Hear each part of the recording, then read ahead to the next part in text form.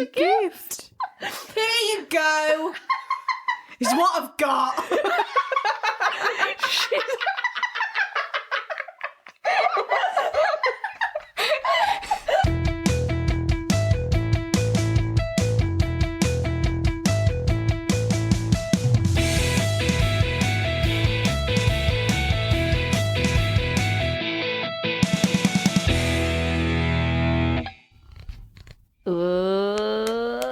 There we go. Twist it right off. Anyway, this is a fair trade Shiraz Rosé from Famatina Valle, Argentina.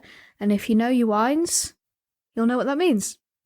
And if you're working for whatever company that is, we're expecting a crate of it to turn up on our doorstep.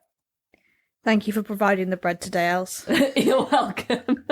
So we've become so confident in our own ability to create a podcast now at this point that we don't mind being a little bit drunk while we do it. Cheers. Cheers. Right, what are we here to talk about then? Big Cook, Little Cook. Yes. Big Cook, Little Cook, welcome to our cafe. Big Cook, Little Cook, want you to come and play. Meeting all the friends we cook for, sharing stories, trips and fun. Big Cook, Little Cook, we'll cook for everyone. The idea for this only came about a week and a half ago. Yeah, that's right. Since it's occupied every waking second of my mind. It's unbelievable.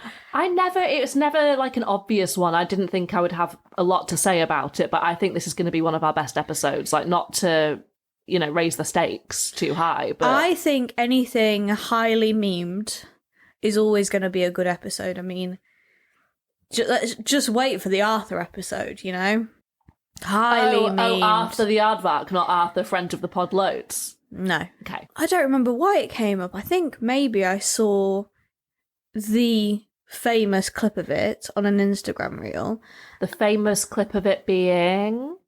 Cake batter? Oh, Meringue? the cake batter, the meringue batter. Going all over Little Cook's face from episode 2, Ballerina. Oh, is that where it's from? Yes, it is, because it's the first episode that I watched recently. A lot And of these...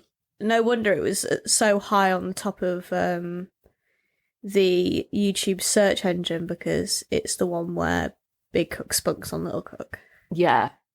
Because it really does. And it's not the only episode where something like that happens. I can't point that out. I cannot believe that we're not 10 minutes in yet and we're talking about the spunk memes. I can't believe it. We've not even said when the show started. 2004, by the way. Yeah, so anyway, in 2004, Big Cook spunked on Little Cook's face. And if you can imagine National that television. So, shall we talk about the concept then? I think maybe we can talk about the memeable moments later on. Yeah, okay. Just hang tight. I know you've got a glass of wine in your hand, you're feeling a bit free and easy, but it's very passable wine, by the way. It's really okay. It's really okay, yeah. So yeah, there's a cook and there's a little cook. So there's like a normal man and a sort of 3-inch tall man. Yeah. And they cook for everyone. The structure of the show goes like this. There's a skit at the beginning, right? What have you done with Small? I am Small. Fooled you. Hey? I got dressed up as an alien whilst you were sleeping, and I put up all these alien balloons. I didn't mean to scare you. Well, you did. Oh, I really thought I'd gone to sleep and woken up on another planet. Oh, come on, Small. We've got a customer. Whew. Then a guest comes in. They find out who it is. They do a story or a song based on who that person is. Wow! It's an astronaut! What's an astronaut? An astronaut is somebody who flies into space. Wow. Well, what would we cook for somebody who flies into space? Well, our cafe's the best cafe in the universe. So what would be a real treat for an astronaut? I think it's time to look in my book.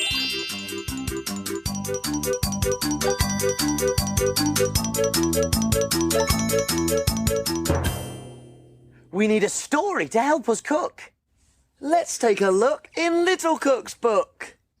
Little Cook's Adventures in the Big World. Let me see. It was a really windy day. So windy, in fact, I got blown right off the ground. Soon I was higher than mountains, even higher than clouds. So high, I went right off into space. They look at Big Cook's Big Cookbook to decide what to cook for them.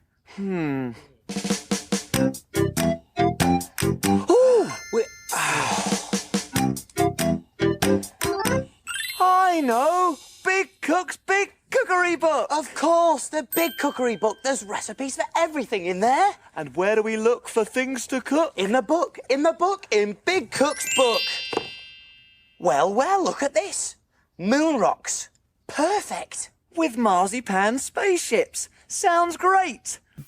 They list the ingredients. They're missing one. Small goes out and collects it and teaches you about it. Funny stuff, isn't it, marzipan? It's not a meat, it's not a vegetable, and it doesn't grow out of the ground. What is it? Why don't you zoom off and find out, Little Cook, and I'll get everything ready. Good idea, Ben. I'll see you later. Hey, why don't you come along too? Whoosh, woohoo! Whoa, that was a bumpy journey. Oh, look at all those nuts. They're almonds. They grow on trees in hot countries.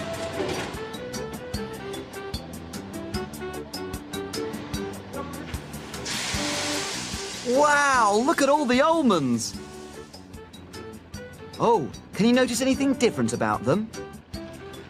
They've had their skins taken off. They're all white now.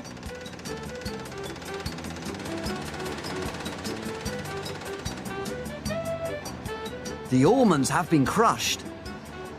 They don't look like nuts anymore. They've turned into a gooey almond paste.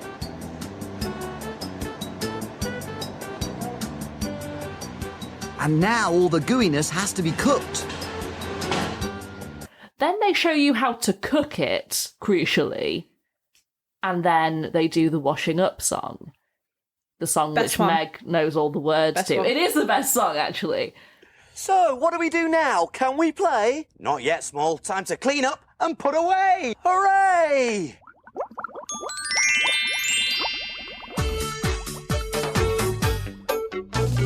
Wash, wipe, scrub and clean. Make the kitchen sparkle and gleam. My name's Ben. And my name's Small. We've got the cleanest kitchen of all. Tidy all the bits and bobs, the things that help us do our jobs. Ingredients we'll put away, ready for use another day. Pots and pans will start to smell if we don't wash them really well. And now it's clear, let's all smile. We'll be finished in a little while. All around, up and down, we've got the cleanest cafe in town. At the end, the person that they've been feeding sends their plate back with like a note or a gift. That's right, yeah. Yeah, so the astronaut sends a little moon rock. So instead of paying them with money, Oh, yeah, they actually never get paid. they're being paid with stones. Things. And I don't know about you else, but my landlords have never taken that as substitute for rent. Well, you do know about me because we have the same landlords in the same Yes, flat. I know. Yes. That was the Sorry, joke. imagine if that had slipped me by. It looks like our astronaut's enjoyed his moon rocks and spaceships. And he's left us a note. What does it say? What does it say? Let's see. It says, Dear Big Cook Ben and Little Cook Small, the best moon rocks I've ever tasted. Hooray! Here's a real one as a souvenir. Whoa. Wow, that's a real moon rock. I was thinking about this today, right? So the people they cook for are like various sort of storybook characters or like professions, like modern professionals like teachers or footballers or whatever. Yeah. And so their cafe is empty for most of the day and then they get a visitor, always dining on their own, and they look through the keyhole at who their guest is and they design their menu based on vibes. Yeah. So if that existed in the real world, how exclusive and expensive would that be? It's not a feasible business model in any sense of the word. But let's start by saying that what we have identified is that they don't seem to like each other very much. Yeah, it's a strange vibe. I'm concerned about myself. Oh, God. Okay. Let's explain what happened. We just paused and started recording again because we were talking about Big Cook, Little Cook, and then we needed to call 111 because Meg lost half of the sight in one eye. And then I drank most of the wine. So Meg is ailing and sober, and I am now just pissed. We spent about 75 minutes waiting for a GP to call me back to be told I've got a migraine coming on. And when Meg called this GP, the first thing he said was, how many weeks pregnant are you? Because the 111 lady, I guess, passed on the information. As you do, pregnant. As you know, when you're a woman and you go to the doctors and they sometimes say to you, Is there a chance that you're pregnant? Which is the doctor, the bedside manner way of saying, have you had sex recently? Yeah. So, well, there's a chance. That translated to the GP doctor as me actually being pregnant. What Meg said to the 111 lady was, yeah, I guess. Yeah. I mean, how did you feel the first time you said yes? I think that is the first time I've said yes. Oh, really? Yeah. That's shocking considering how often you go to the doctors. Have I told you about the time I went for a jab when I was a teenager? I don't remember how old I was. I want to say about 17. I think it was a meningitis jab, actually. Okay. And God, this is going to be on the internet for everyone to hear. Because I think that this is it's so rude and so embarrassing at the same time. Tell me. I went to have the jab and the nurse practitioner was reading, you know how generally when you have those sorts of injections, they ask you, is there a chance that you could be pregnant? And she was reading me the list of things that I had to say yes or no to, and she got to... I remember this. This is awful. She said, she looked me up and down and she said, no chance that you're pregnant then.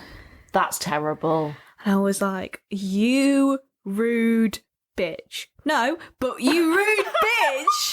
You horrible. That's so bad. Looked me up and down and went, virgin. No chance you're pregnant. Wow. There's always a chance. Do you know what? Knowing what I was like when I was 17, 18. Oh, there's no excuse though. She could have thought lesbian. I mean, I'm looking at the shirt you're wearing right now. Yeah, so that's for everyone to hear. I'm excited to hear what the medical consultant's going to say about that. Well, that's the beauty of 111. No one can look you up and down. No, that's true. So we're going to wait for my ibuprofen to kick in and we're going to hammer this episode out as quickly as possible before I'm debilitated by the migraine that's currently churning in my head. Yeah. So, enjoy. Right, Big Cook, Little Cook. What we were saying was that there's a vibe between the two of them that, like, they don't like each other very much. Oh, yeah, for sure. We have, for comparison research purposes, watched an episode of the new one as well. Which started in 2022. Yes. Meeting all their friends, we cook, all sharing stories, trips and fun. Big cook, little cook, we'll cook for everyone! Hello! Welcome to our cafe. The best cafe in the world! Hello! Oh dear, are you sleepy, Small? I had a snack in bed and now my sheets are full of tickly crumbs. It kept me awake all night. I was up late too, making this. Wow! It's a mammoth marble run. Yes, but the marbles keep falling out. There must be a hole in it somewhere. Oh, maybe I could help. And we noted there was a palpable difference in the relationship between Jen and Little Cook, Jen and Small, and Ben and Small. Like, we said that Jen and Small are friends. They go to the pub together. They live together. They might even be life partners. They might be, yeah. But Ben and Small, they're two friends that signed into a lease together, fell out, and now have to run a cafe in order to pay that rent. I'm not even sure they knew each other before they moved in. They might not have done, because Small especially, I think that Ben is so annoying, but Small, he is so passive aggressive. Oh, hello everyone. Hello, Small.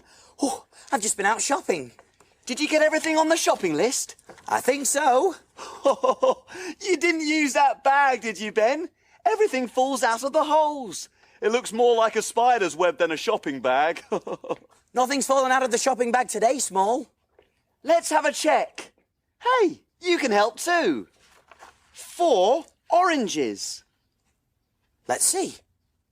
1, 2, 3. Oh, I'll count again. Why don't you join in and count with me?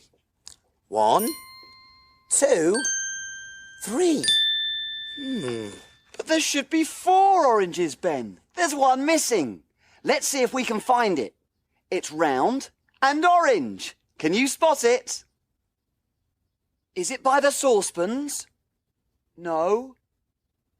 Is it by the cups? No. Oh, there's some amazing passive aggression. But do you know why I think this is? It's like, I don't know about... So they're theatre actors. In the reboot, in the 2022 reboot, which they did with 2 women, they are theatre actresses.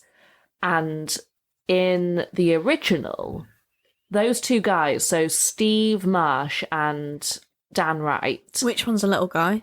Small is Dan Wright. Dan, okay. Ben is Ben Big Cook. Ben is Steve Marsh.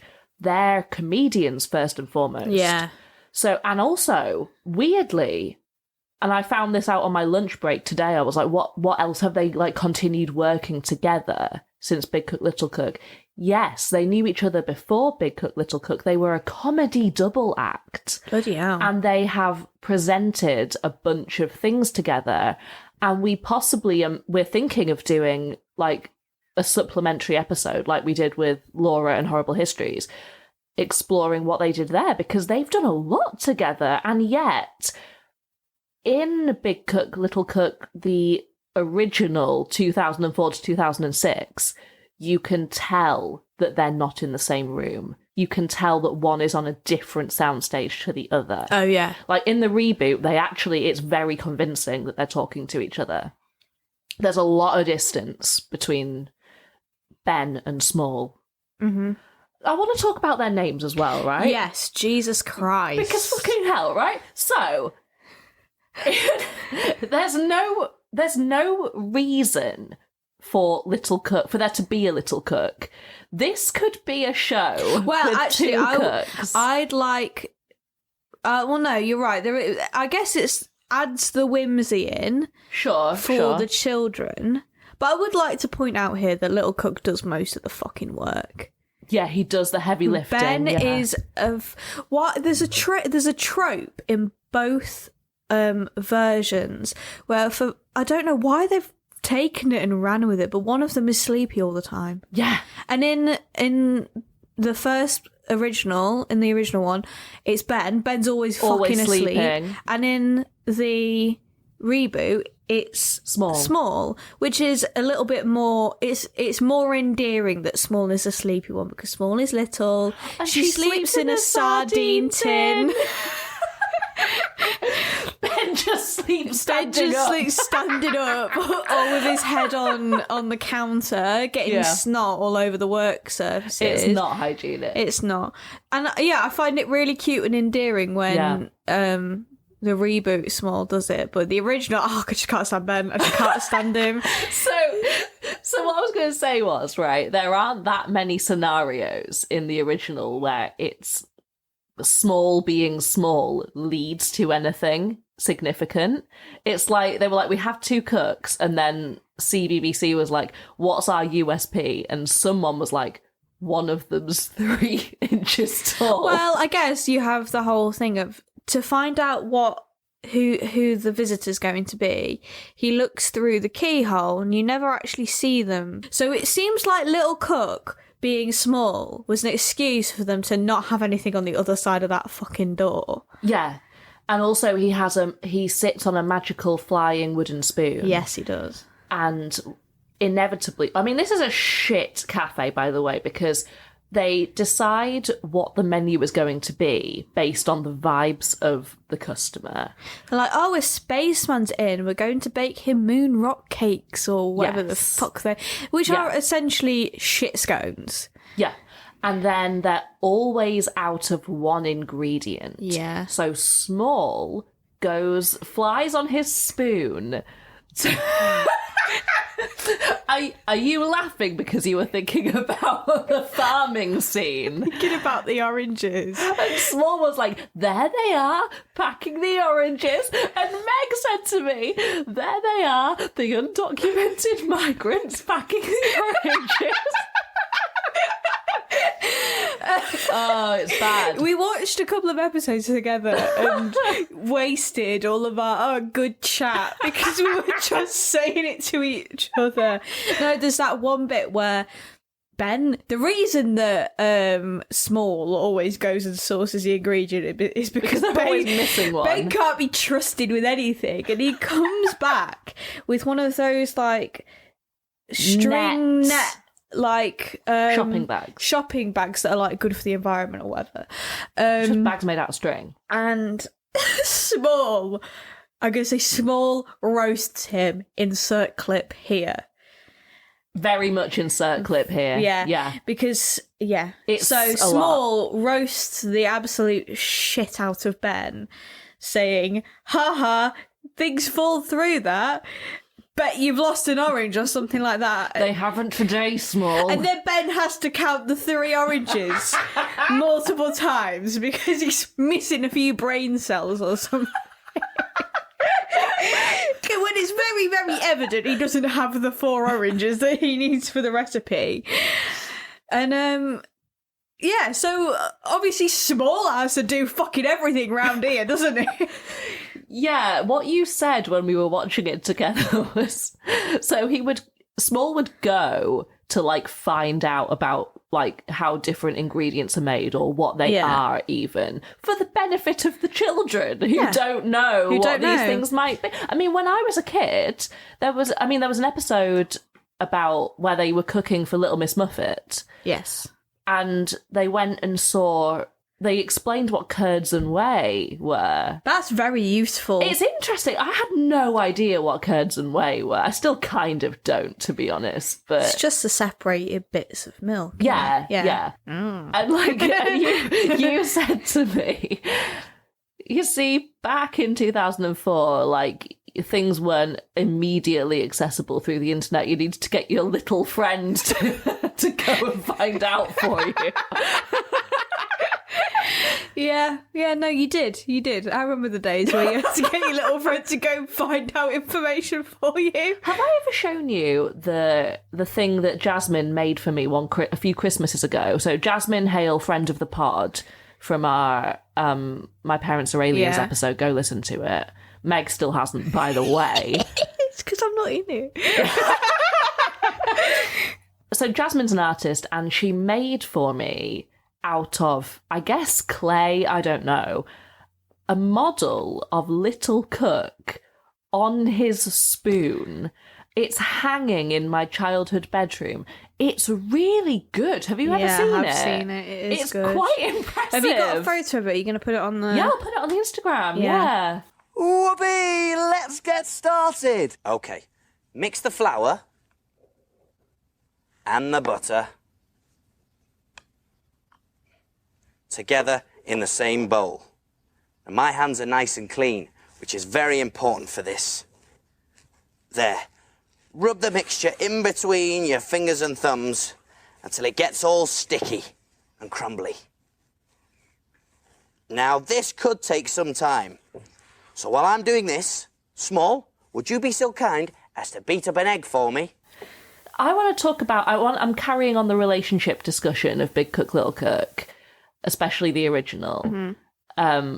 So we will talk further about the actors, quote-unquote actors, relationship, because that's quite a lot. Yeah.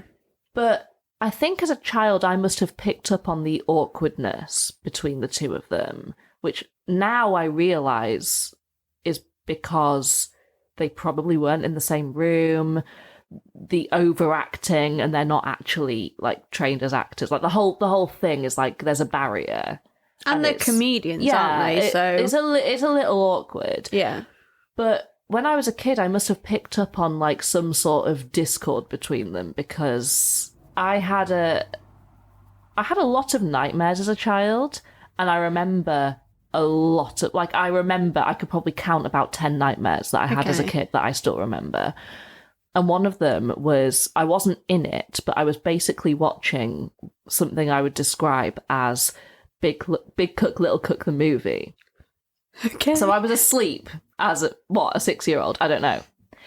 And I was watching a movie of Big Cook, Little Cook, and basically it was just like an abusive relationship playing out, like just two housemates or possibly life partners. Basically, Little Cook gets evicted by Big Cook. And I just watched him on this horrible journey. Well, that's the thing, isn't it? Like, it's funny to watch. I quite enjoyed it as a child. It's funny to watch now as an adult. But if you lived that relationship, your therapist would be telling you to leave them. Yeah, there's just a lot of sort of quiet aggression. Yes, a lot. Especially in that clip that we played with the oranges. Like, I don't think you've seen League of Gentlemen, but, like, there's a couple in the League of Gentlemen where they use someone else as a way of arguing. So they have a daughter that's never on screen, and they're like, "Tell your dad we always decorate the tree as a family, Julie." "No, we don't, Julie. Ask your dad when he'll be home, Julie." Like, they're arguing through someone else. Yeah. It sometimes feels like the audience in Big Cook, Little Cook is that person. Yeah. And they're sort of using us as a conduit. It's like Big Cook had an affair and Little Cook stayed for the kids. But there's no love left in that relationship at all. It is like an old married couple. Yeah, but it's not a good marriage. And you're right. So we're too old to be asked to go through divorce proceedings, and we're tied into this mortgage together. And business idea. Business, yeah. Although the thing is, it is such a shit business, so they must own that building outright, because they're not paying any rent with the one customer a day they have. They spend more on ingredients than they get in revenue. And they keep losing the ingredients on the way home because of this shitty bag. Ben going and paying for 4 oranges and coming home with 3. They're basically bankrupt. No wonder Little Cook is so fucking frustrated all the time. Should we talk about the set and the costumes? Yes. Because I think that in the reboot, the set and the costumes are infinitely better. They are. They somehow are less comical on women. They're more cutesy than they are ridiculous. You're right, yeah. And the colour scheme is the same. So Small always has blue and yellow. Yeah. And I was going to say Big, but it's Ben and Jet. Why is he called Small? Because small rhymes with we've got to clean this kitchen of all. Oh, God. Tidy all the bits and bobs. The things that help us do our job. So usually I remember the most about these things, but Meg, for some fucking reason, knows all the words to the cleaning up song. I very frequently, I've never told you this, I've never told anyone this.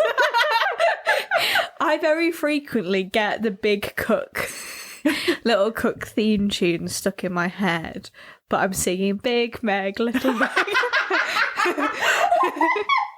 Something that Meg has always done, or at least as long as I've known her,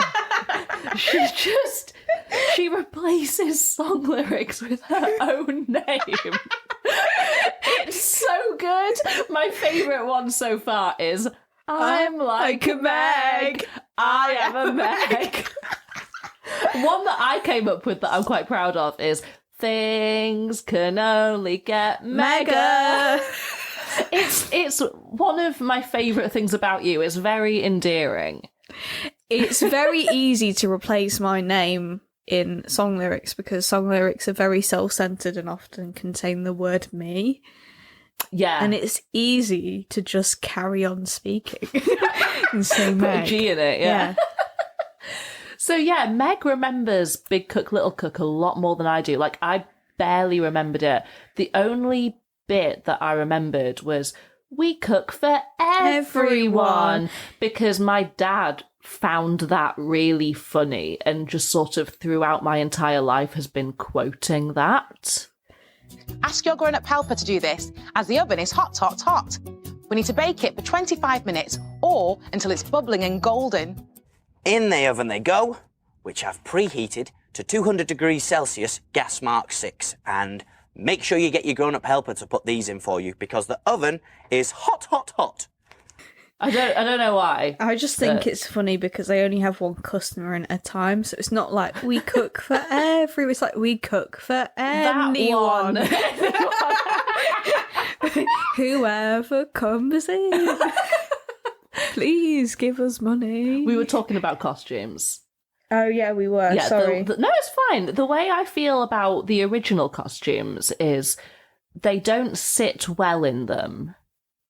They're very much more clownish than... What they're giving is they're both playing buttons in like an amateur dramatics panto. That's weird because in the reboot they also give that, in my opinion. But I think they wear them really well in the reboot. They do. In the reboot, they look like something that a real life human might wear rather than a panto character. In the reboot, it's like, if I saw those women walking down the street, I'd be like, they're Lucy and Yak girlies. Yeah. And they have a mug that says Plant Mum on it. Yeah, they're cutesy and comfortable. In the original, if you saw them walking down the street, you'd give them a wide berth. You'd be like, oh no, they're going to fly at me. They've been writing flat earth things on the ground in chalk. Oh no.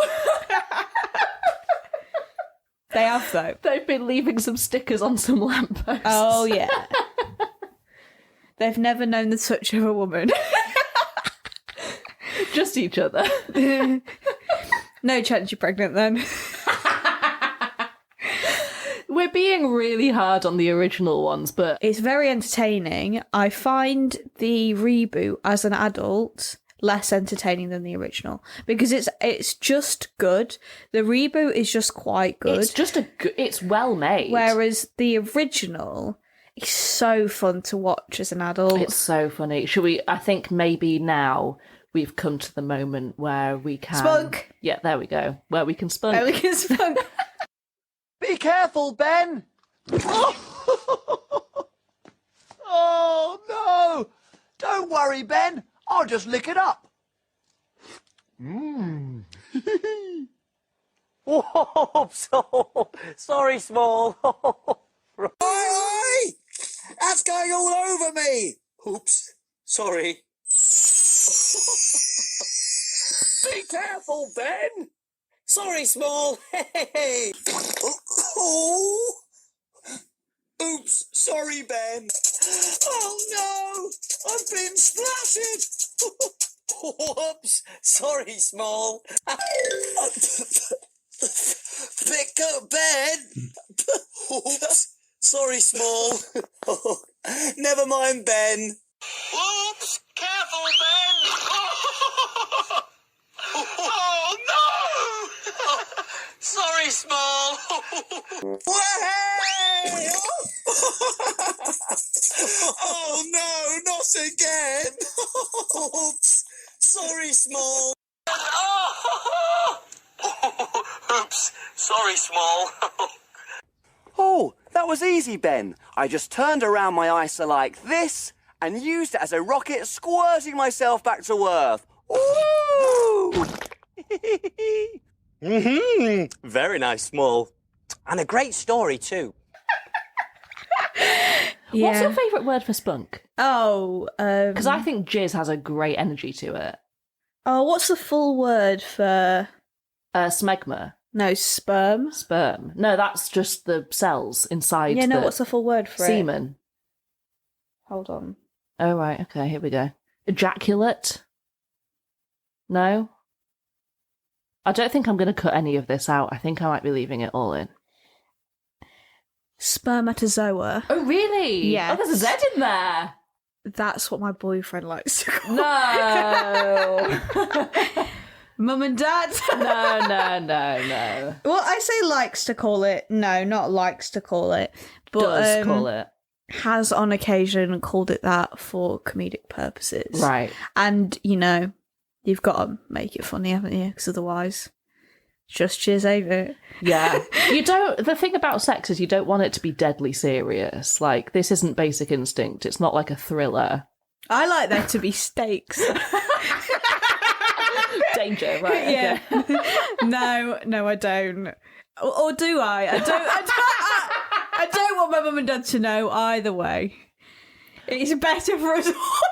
Well, the fun thing about this, Meg, is that you say things and you know that I have full control of the edit because you won't edit. The thing is, though, I am perfectly happy to say these things at the moment because I know how far behind my boyfriend is on the podcast.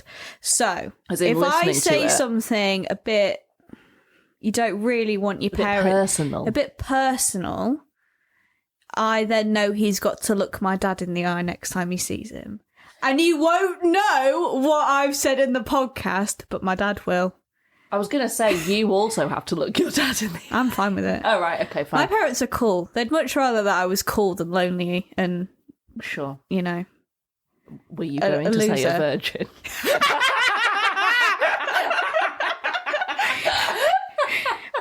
Well, yeah. Do you know what? I was on the phone to my grandma earlier, and my grandparents really like my boyfriend, and she was asking about him. Well, he's the kind of boy that old people like. Yeah, he is. And he's a lovely boy. Yeah. And she said to me, "You've got one of the good ones." And I said, "Have I? I've got the one that'd have me." What I said was, you've bagged yourself a proper normal. Yeah, it's nice, isn't it? Yeah. Because at the end of the day, you don't want a... Plays football on a Sunday. Yeah. He's a proper normal. He worked as a postman. That's not normal. But it's a classic storybook job, isn't it? Yeah. He's a modern professional. Anyway, so now I've said that, he has to look my dad in the eye. Yeah. And it will fucking serve him right for not listening. To the podcast? Yeah. Right. Yeah. No, you're Just right. to give everyone at home a taste of the sort of vindictive little bitch that I am. Okay, let's bring this back to the I wouldn't say any of this if I knew it was going to put an actual strain on anybody's lives. I'm not an idiot. Yeah. You've just lost half of your peripheral vision, so we had to call them. Well, yeah, that's the thing, is that, you know, when you see your life flash before your eyes, or not flash before your eyes because you can't fucking see.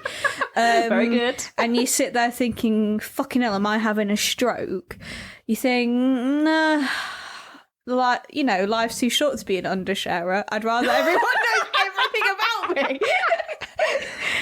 Let's get back onto topic, shall we? Yeah. So stylistically, we're talking about this show. So we've done costumes, right? Yes. Let's talk about the opening of each one. Horrible. Well, the original has got a animated opening. Yes, and it gives bowling alley. Yes, it does. It gives Hollywood Bowl, you've got a strike animation. It's horrendous. Yeah. It actually makes me feel a bit like I'm a huge fan of animation. I love unusual animation. My sister, who studies animation, like always sends me like videos of like old Soviet cartoons and stuff, like just really cool shit. But there's some stuff that makes me feel sick to look at. You see some of the old, really cool vintage Disney animations, like the really early Mickey ones, or the like... And Fantasia and stuff. Or, no, I mean like the really early black and white, just sketch Betty ones. Boop. Really good like, stuff. have you seen it's like a short with the skeleton. That is Betty skeleton. Boop. Is it? Yeah. Right, I didn't know that. Anyway. Well, she's in it anyway. You see that and you think, God, if this is what they were doing like 100 years ago, there's no excuse. No excuse for the opening of Big Cook, Little Cook to look the way it does. It's so ugly. It makes me sick to think about. Like, it makes no sense because... Okay, let's talk about this briefly because I was thinking about this. Sure. Little Cook is animated in 3 different ways, is what I'm trying to say. It's like you've got the bit at the beginning, then you've got the flat animation style with Little Cook, and then you've got him green screened flying on a spoon. So there's so much happens to him. And it's like they couldn't make up their minds as to because you've got that flat 2D animation style, which it's not great, but it's infinitely better than the credits. It renders the credits pointless. It's almost like they commissioned that and then changed their minds, but had to use it anyway because they didn't have anything else. I mean, yeah, it kind of has to be live action because it's a cooking show. No, I get why that's live action, but I don't understand why they've got 3 different, like, you could just have those little animated bits and the live stuff. You don't need this weird extra type of animation in the beginning. Yeah, because in the reboot, what you've got is the live action Small on her spoon, and all surrounding her is like quite good animation. Yes, yeah. And she's like superimposed onto that. Yeah, so that's fine. Yeah, they could, I don't know what, I guess it's 2004, it might have even been 2003 when they made the intro. Yeah. But, it could have been earlier, who knows how long it was in the works, but it just makes no sense. It's like, why have you made... we should know, but I didn't spend that long on the research for this. So. Why have you made life hard for yourself? Because it looks worse. And it is nice because the reboot of the show is so... It really shows how much potential the format had. Even though we've been sat here going, there's no reason for Little Cook to be little. In the reboot, it really works because she is quite sweet and like endearing, and the animation style's really cute, and it's very visually appealing. It's nice and colourful, easy to follow, and they don't have a really, really fraught relationship. Ooh, mashed potatoes, Jen. All that stirring is making me sleepy. I need to stay awake while we do the cooking. Maybe you could do some exercises, Small. They always help me to wake up. Good idea. Jump in, jump out, and shake it all about. Great workout, Small. Now we've made a paste, we need to add the milk bit by bit. Even though in real life, the 2 guys in the original, very good mates, friends, yeah. Anyway, it just really baffled me when I was watching it. I was like, it's messy. That's what I'm trying to say. It's messy. You're right. It's messy. Yeah. Speaking of mess, we've alluded Sadie to J. it. we've alluded to Spunk. We've not actually spoken about those scenes. Like, basically, there's a running joke in the original one where one of them will squirt some ingredients into the other one's face through the power of some shitty, like, editing. Yes. And as we were watching it, we were like, hang on a second. One of these moments was turned into a meme, but it happens a lot. Yeah, it happens and multiple actually, times. It can't be a mistake. Well, it was you know intentional. what they say. What do they say? Nothing on TV is an accident. Everything is constructed. Everything is constructed. Everything is a decision. This is what you learn from doing film school. 6 years of theatre. Everything is intentional. Ideally, everything is intentional. More so on the stage because, you know, TV and film often have little accidents in them. But for the most part, everything that's there was meant to be there. Yeah. So it's there on purpose. It does seem very on purpose. I mean, I have to assume that there were things about Big Cook, Little Cook that they did put in there for the parents because my parents really liked it. Yeah. Like, there was a reason, there has to be a reason why that was a show that was remembered. Well, it happens a lot in kids TV or films especially, because, you know, you're a parent going to the cinema with your child. You don't want to watch an entirely innocuous thing. Like, when you watch things like Toy Story back, there are adult jokes in there. Yeah. Like, don't get me started on Frozen 2. Oh, I know. I'm not going to get you started on Frozen 2. I love that film. I know you do.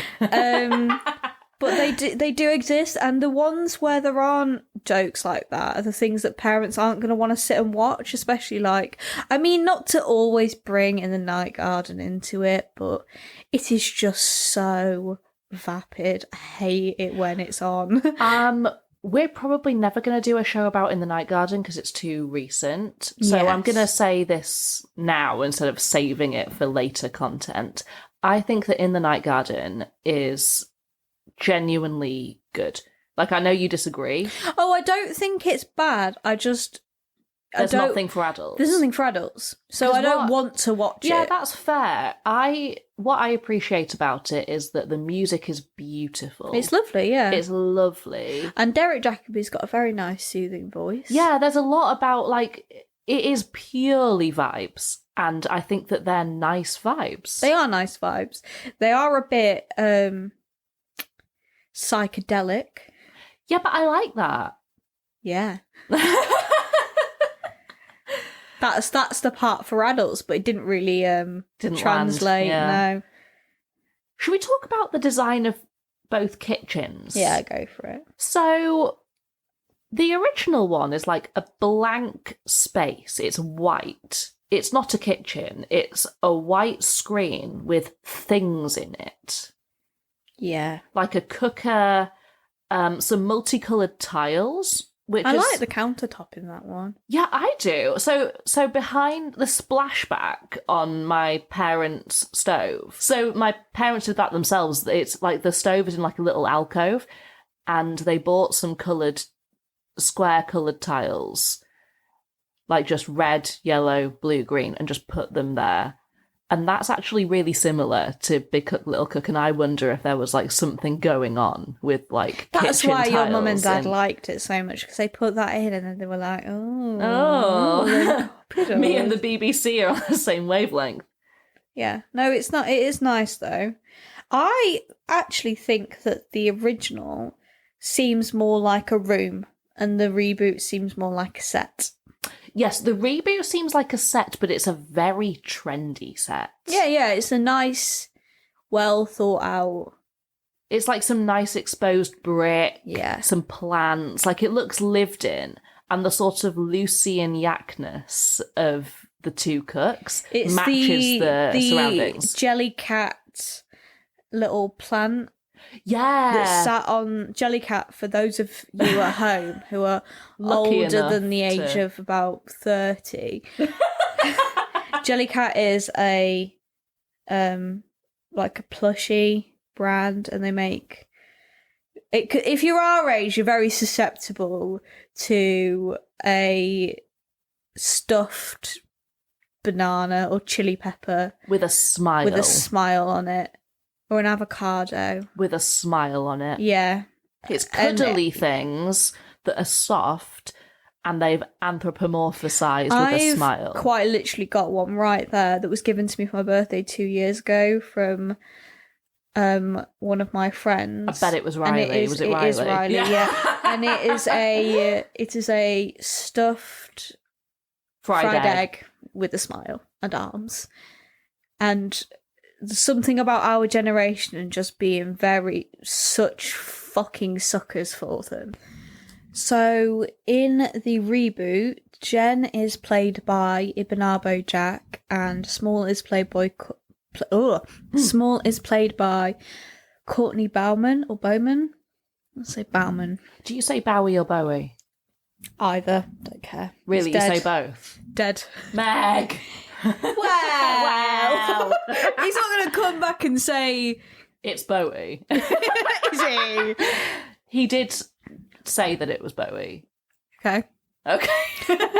So it's Bowman then, isn't it? Because David Bowie said so. David Bowie dictated how somebody else says their name. Do you mind if I take another bite of my Kit Kat? No, you go for it. You're I nearly had so. a stroke today, remember? So. Yeah, I remember. Yeah. Have you ever seen the caramel Kit Kat Twinkies before? No. They're not that good. They're not? All right. If you and I walked into Big Cook and Little Cook's cafe, what do you think they would cook for us based on our professions? Because that seems to be how it works. Okay. I'm not going to say what my job is. Right. That sounds suspicious. I don't work for the government or nothing, but I work on the computer all day. Right. So I like to think they'd give me one of those, like, you know, in like late 20th century American TV where families had TV dinners. Right, yes. I'd love it if they cooked one of those for me with like all the different little components. Oh, the little astronaut plates. Yeah. My job's quite physical, so they'd probably do me like a power shake or something. This brings me on to something I wanted to discuss. So one of the songs that they sing is like, these are all the things we cook, and they reference the things they cook in the series. We're all ready, so take a look, and we will show you how to cook. Jelly boats and pirates' gold, princess pea pies, carrot cakes and fruity smiles, and envelope surprise. We love our cafe and we love to cook. We have a fantastic recipe book. He is Big Cook and he is Small. Friends in our cafe, we cook for them all. When your tummy gets all rumbly, you're ready for a treat. You can make something delicious to eat. So in the reboot, it's slightly different because obviously they cook different things. And one of the things I heard them mention was power shakes. We're all ready, so take a look. And we will show you how to cook. Honey pots and hedgehog rolls, Starry breakfast skies, robot cake and power shake, and sunflower surprise. And I was like, I have to check out that episode because I'm not having it if CBBC is like getting like 4-year-olds to worry about their protein intake and fucking like, is there spirulina powder in this shake? Has it got some middle class kids? Has it got like chlorella in it? Are we doing this? So I went bee pollen, right? So it's pollen, isn't it? Yeah. So actually, bees don't produce pollen. No, exactly. Flowers produce pollen. They collect it. I work in a shop that sells these things, and I'm not maca I'm not powder, having it, alright? maca powder, wheatgrass. Isn't that a character in? Maca powder.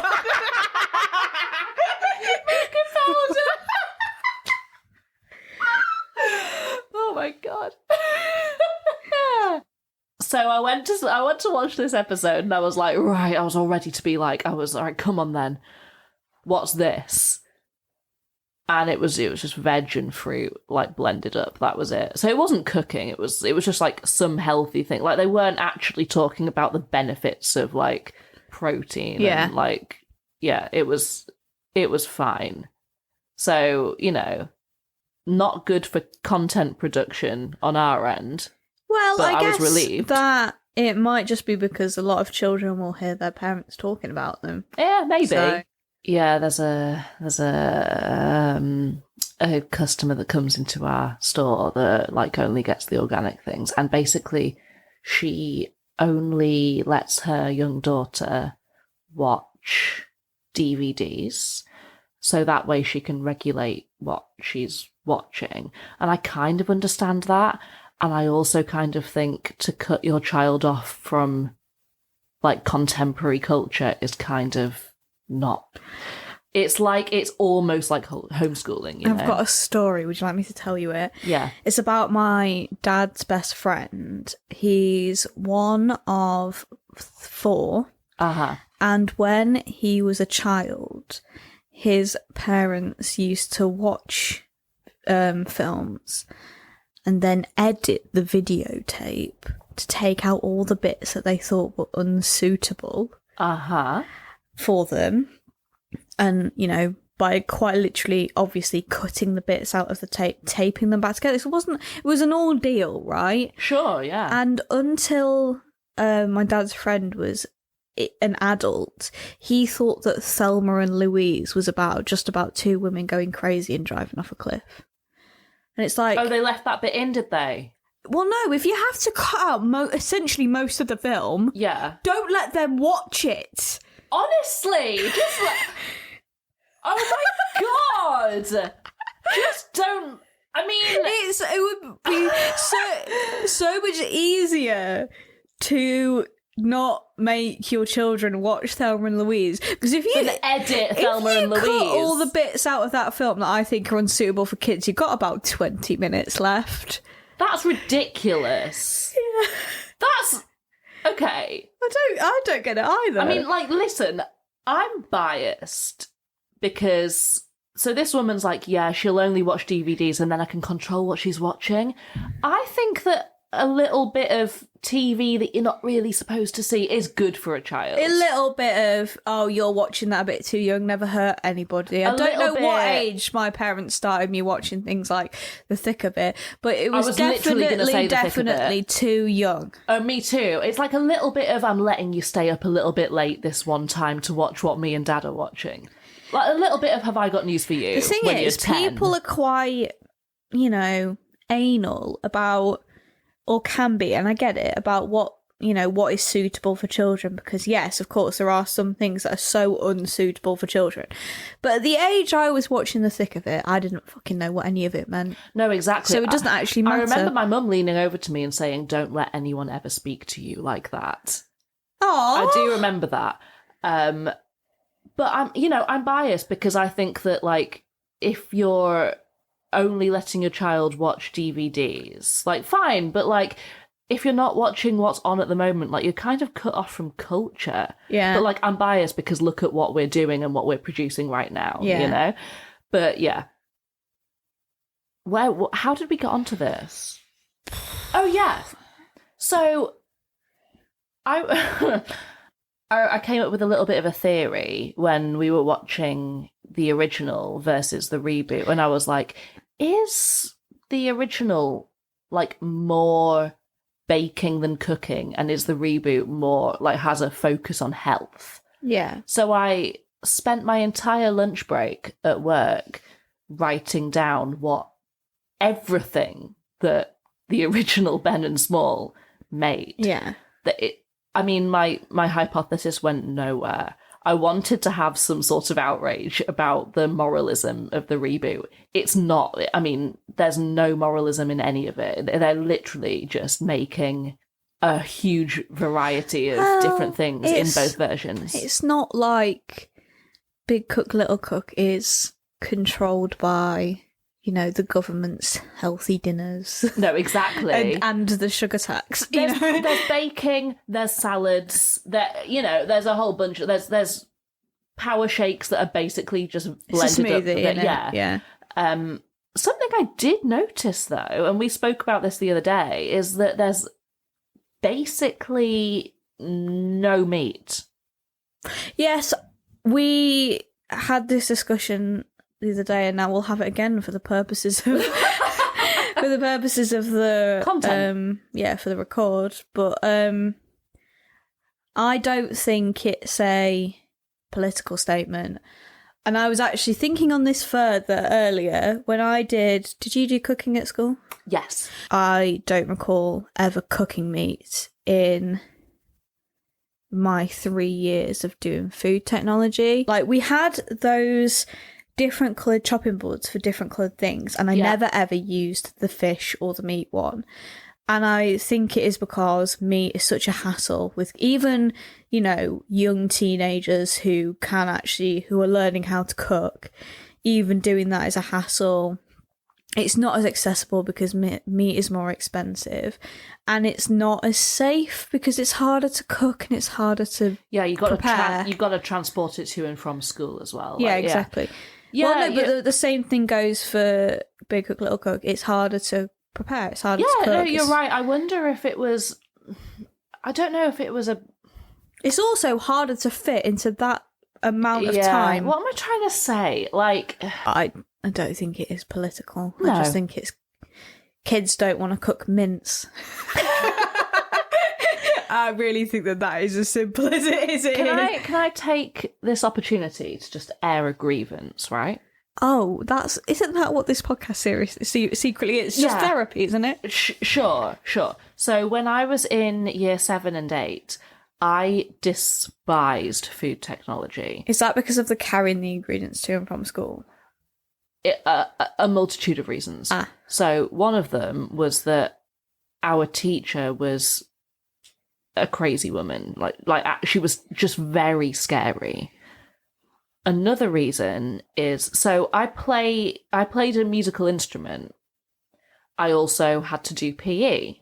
So imagine it's a Monday morning and you are going to school and you don't have lockers and you are carrying an instrument, your PE kit, some fucking cooking ingredients, and it's an overcrowded school and you're an 11-year-old girl in a school with 16-year-old boys, and you've just started your period, and you're carrying a fuck ton of things, and you're 12, and you're fucking stressed.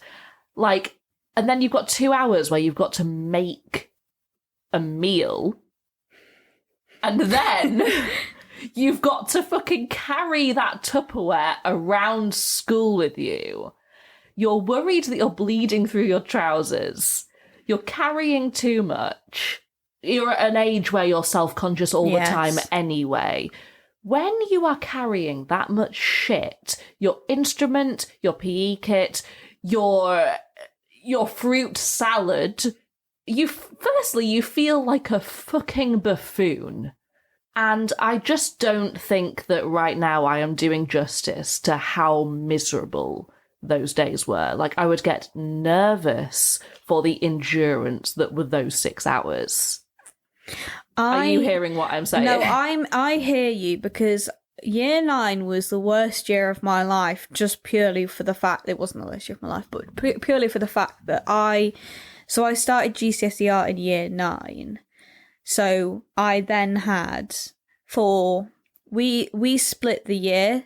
So I only did cooking for half the year and then I would go on to a different technology. But for that half of the year, I had a music lesson, cooking, PE, and GCSE art on the same day. So I had to carry my violin, a large instrument, They're a larger, but it's... A violin is actually really small, mate. No, but a violin case, Els, bigger than a flute case. Yeah, no, you're right, yeah. Not to say that mine is harder, but it's the violin case is big, right? Yeah, yeah. My actual school bag, my sketchbook, my PE kit, and my cooking ingredients, and I was so stressed because I had to carry all of this, mile and a half I live from the school. And then I'd have to arrive early enough at school that I could drop all those things off in the relevant rooms. Yeah. So I wasn't carrying everything around school with me like a fucking bellend. I mean, doesn't it speak volumes that I'm 24 and whenever things are getting bad, I think to myself, at least I'm not going through what I went through when I was 13. You definitely didn't enjoy school like I did. There were times when I definitely didn't enjoy school, but for the most part, I had quite a good time. And I remember reminiscing on this the other day and saying something out loud about like, oh, do you ever wish that this, or did you ever like miss school when you went off to college or whatever? And you and our other housemate both said no. And I thought, for me, I'm the other way around. I'm like, there were definitely times where I really enjoyed school, but on the whole, a lot of secondary school was a fucking endurance. And they have to make that worse by making you do cooking for 3 of those years. Right. I felt worse most of the time then than I do now. And I have to pay rent now. Yeah. You know? Like, that's mad. That might just be my experience. It probably is just my experience. When you're going through puberty, you're a lot more neurotic than you are when you're out of it, though. So everything seems worse when you're a teenager. Everything is worse when you're a teenager. Well, the thing is, you look back on it now and you think, oh, well, if that was happening to me now, it wouldn't. Well, it wouldn't. Because I would handle things differently. I'd know how to handle things now. Yeah. I'm also on like a middle to high dose of antidepressants now, and that makes everything so much better. I saw a tweet the other day that said, if you're happy and you know it, it's your meds. I'm going to be on them forever. It's such a shame, but I am. Not forever else, because you'll die one day. You always say such beautiful things. You always say the right things. Oh, thank you. Shall we go back to Big Cook, Little Cook? It is well difficult, and especially now because it's now 10 past midnight. Yeah. Usually we'll record maybe half an hour after Elsie, if Elsie's been at work, about half an hour after she gets home, which will be about, 9:15, 9 o'clock. Yeah. Then I had to wait for a doctor to tell me I was getting a migraine. The ibuprofen's kicked in now, thank you very much. And we're really running behind schedule, and Elsie's got a long day tomorrow, so it's nice of her to agree. I've got a really long day tomorrow. I've also had 3/4 of a bottle of wine. So Meg is like quite sober and ill. That's the thing, is that the plan was to open a bottle of wine and have that as our third guest. But I took 2 sips of this wine.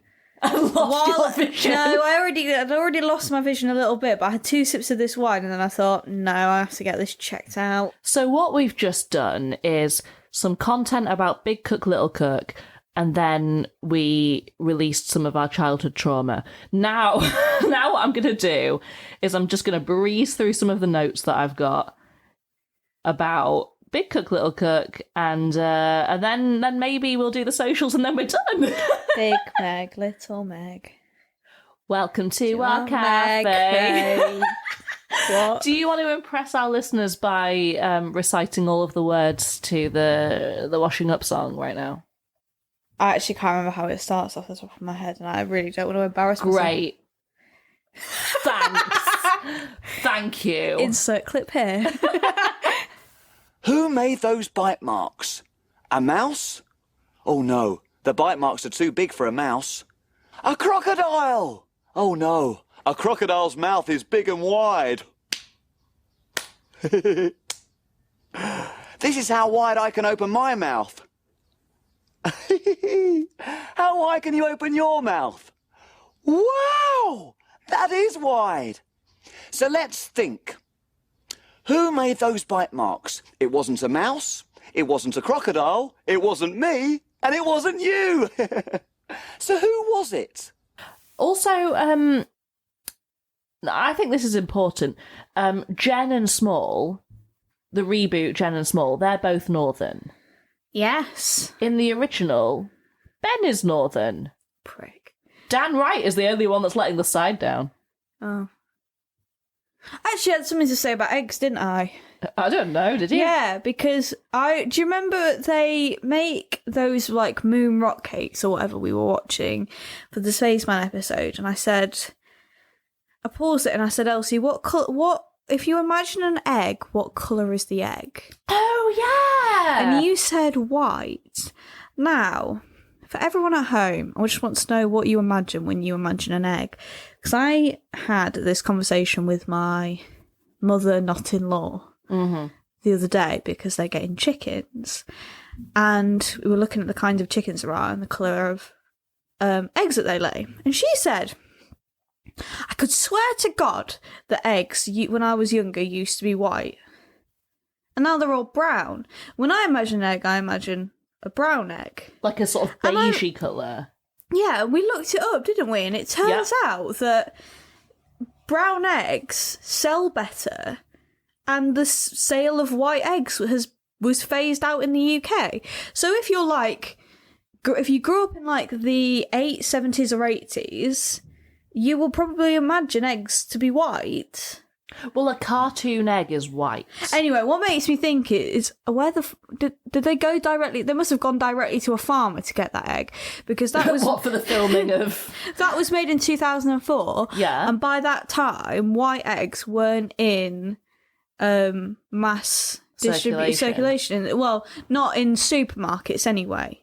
Now this is genuinely interesting. Or it's a duck egg, but... because you're right. If I imagine eggs, I imagine it to be white, even though in real life... brown.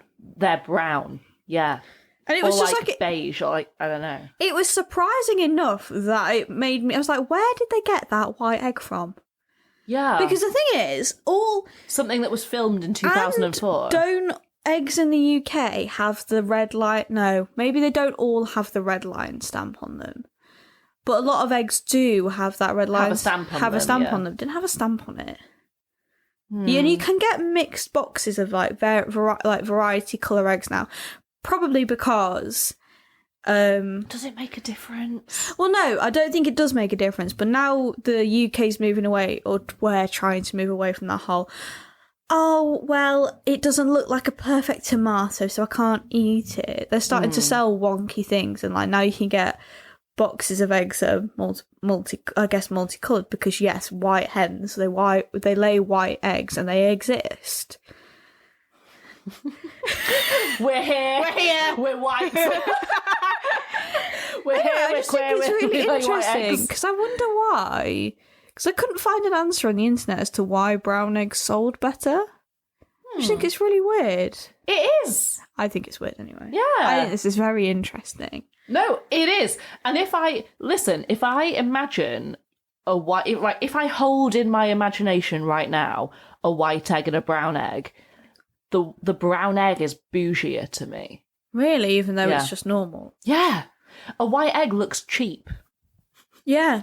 I just wonder where they got that egg from. Guys, where'd you get that egg from back in 2004? This is such a silly conversation. It is. Where does the BBC source its eggs? Yeah, where'd you get your eggs from, guys? Where do you get your eggs? Sometimes weird things happen, and sometimes that weird thing is a white egg in 2003. Which bit of this podcast do you think is more boring? White eggs. What's your favourite word for spunk? Which I don't think we agreed on. Did we agree on? I don't think the conversation was given the weight that it deserves. Ben, why are you making all that noise? Oh, hello, Small. Hello, everyone. I've got toothache. Oh, I've tried taking a bite out of this sandwich, but the bits in the bread are too hard. Then I tried to take a bite out of this apple, but it was too crunchy. Then I took a bite out of this cake, which was delicious, but even chewing that made my tooth hurt. I'm still hungry, but I can't eat anything else because I've got toothache. Oh. Well, at least we know where the bite marks came from. You can get toothache if you don't clean your teeth properly. Did you clean your teeth properly, Ben, today? Do you know what's interesting? I'm going to tell you what's interesting. Oh, okay. It's very difficult for an amateur to make a cooking program in their own home because cooking shows have immaculately clean, new-looking sets and utensils and everything. Because if you film your own stove, no matter how clean it is, whatever imperfections the camera picks up on, and the camera amplifies everything, and it looks disgusting. Yeah. Like, if you filmed your own cooking process in your averagely clean kitchen, that would not be broadcast ready. No. Isn't that weird? Yeah. Do you hear what I'm saying? Well, the thing is, it's like, are you saying that for cooking shows, we should enter a clip of someone cooking in their regular kitchen, like people say we should put a normal on the Olympics, just for comparison purposes? Sure, yeah. I can actually see how fast that man is. There's no one to compare him against. I don't really know how fast that man is. I don't think this was a comedian. I think this was some random Twitter person that said that they want to see an Olympics where drugs are allowed, just to see what what can happen. What can happen? The true extent of a human ability. Well, yeah, because it is still a human ability, isn't it? It's just under the influence. It doesn't mean a human's not doing it. Wow! Right. Let's just have an Olympics where we just go as fast as we say yes to doping. Can. Yeah. For research purposes. No, Elsie, for entertainment purposes. What can a human achieve? Yeah. With drugs. It would be amazing to watch. Oh, I need to tell a story. Oh! So, I thought we were over, right? But actually, I do need to tell a story, and it's about a cafe that me and my family used to frequent. I think we started going there when I was in year 6, maybe year 5. So kind of every Friday, my mum and dad would collect us from school, and me and Arthur and Betty and my mum and dad would go to this cafe, and it was called Dazal. Right. And it was called, I've told you this story. Yeah. So it was called Dazal because the owners of the cafe were a couple called Darren and Alistair. So Darren we never saw. He was just in the back making cakes. Alistair was the very, very personable, bouncy, camp waiter / barman. Yeah. And this was a business they owned together. And the reason I'm telling you this is because it's a gay couple that run a cafe, and that's why I think this is relevant. So, me and Arthur and Betty were quite young at the time. But we still refer to these days as the Dazal days. Yeah. When, because it was just the place that we all used to go together. And whenever Alistair was taking our order at the table, if it wasn't busy, he would just stay and chat with my parents for forever. Yeah. And they became good friends. And my parents are still friends with, so this was maybe 10, 15 years ago, and they're still friends with other regulars from that cafe. So after, 3 years or something after we started going, it shut down, because they were having all sorts of problems with the upstairs neighbours, and also Alistair's mum died. And my parents went to the funeral of Alistair's mum, and he gave a genuinely beautiful eulogy. And everyone was like, oh, that was quite amazing. Also, what are you going to do now that you don't have this cafe? He became a funeral director. Oh, No, he did. So they went from the gay cafe owners to the gay undertakers from Nanny McPhee. Yes.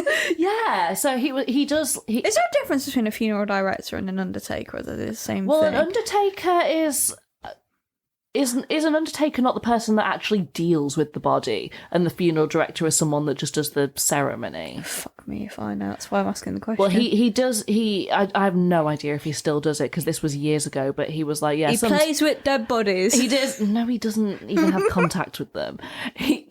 Behave. He specialised in non-religious funeral ceremonies. And he was like, yeah, sometimes if I like them, I'll camp it up for them. I thought you were going to say, sometimes if I like them, I'll pop the Lord's Prayer in. Maybe, who knows? Maybe. I don't know.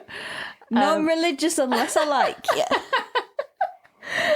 Anyway, we still talk with a lot of fondness about the Dazal days. And I called my brother a couple of months ago and I was like... Called him what? I called my brother a few months ago and I said, "What? I always wondered why it was called Dazal instead of Dazzle. Like, why wasn't it called Dazzle?" And then I was like, "It's because one of them's called Darren and one of them's called Alistair." And my brother went, "Yeah?" Yeah. Because I'd gone about 10 years not really knowing. Sometimes we can be oblivious to things for a long time, Elsie. Yeah, everyone has their blind spots. Yeah. Yeah. I quite literally had one today. Oh my God, listener. She was like waving her hand at the side of her face. I can't see my own fucking hand. We laugh about it now. Sad. We laugh about it now, but it was quite scary. You know, there's a alternate timeline where I've just had a stroke. I know. Yeah. I know. What Aren't else? we glad we live in this one, eh? What else do I have to say about Big Cook, Little Cook, which is what we were actually here to talk about? Oh, yeah. You know how they leave... The guests in the cafe leave gifts instead of payment? There was like a nurse character that in the reboot that She leaves some fucking bandages as a gift. Meg. What? Meg. Say that again. She leaves some fucking bandages as a gift. Yeah. Yeah. Oh, you are laughing because it's ridiculous. No. What? I'm laughing because it's what happened. I thought you were laughing at me like I'd missed something. No, that is exactly She left some bandages as a gift. Here you go. It's what I've got.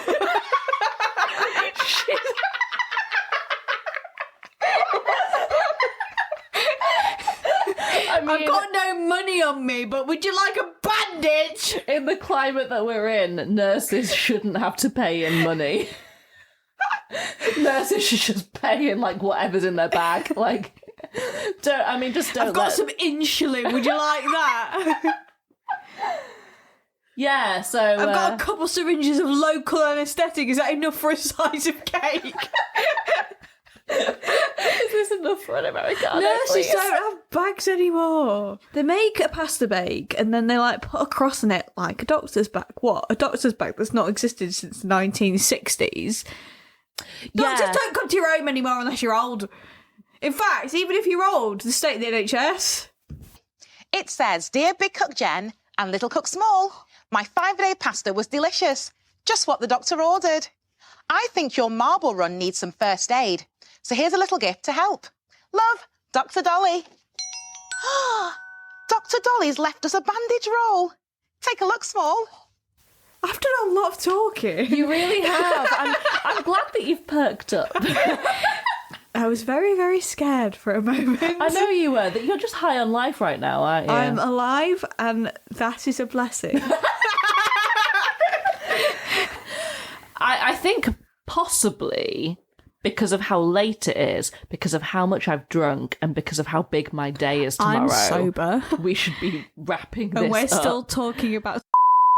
We should be wrapping this up. All right. Say less. Okay, you can find us on Twitter at thoughts__TV. Or on Instagram at ThoughtsTV. The O is a 0. Or on Gmail at thoughtstv2002. Those are all our socials. Subscribe.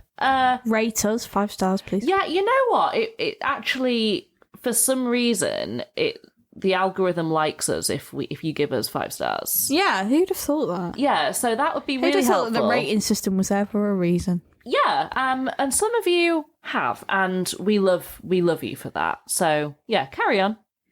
Elsie sat very drunkly. My legs and I'm are... just pleased to be alive. All right. I don't want to end this one. I've had a really nice time. I actually had a really nice time. I've had a really nice time talking about this one, and I'm going to have a really nice time editing it as well. And then you're going to have a really nice night. So what time have you got to be up in the morning? Oh, about 6:30. 6:30? Well, yeah, because I've got to be at the place at 8:30. Let's wrap it up then. Yeah. It's fine. Given it's fine. midnight. Yeah. Have a nice evening, everyone. Have a lovely evening. Thank you for listening. Thank you for persisting. God bless. God bless.